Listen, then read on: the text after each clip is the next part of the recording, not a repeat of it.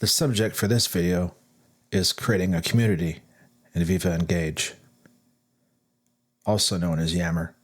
So let's go to Yammer or Engage, maximize the screen. Click on Discover Communities. You can see I've created a couple already.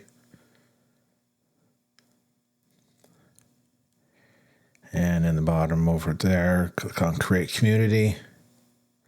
Now I usually put all the information in Notepad instead of manually typing. For some reason, when I'm presenting, I always make errors. Everything, Teams, as you can tell, there we go. Add members. And then click Create.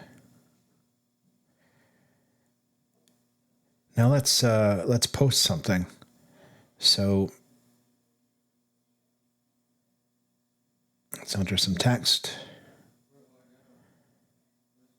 And I'm going to grab the URL.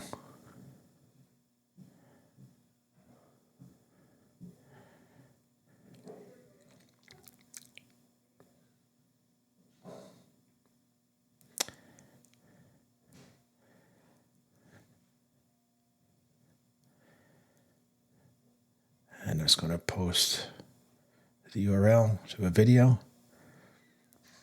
And I'll click Post.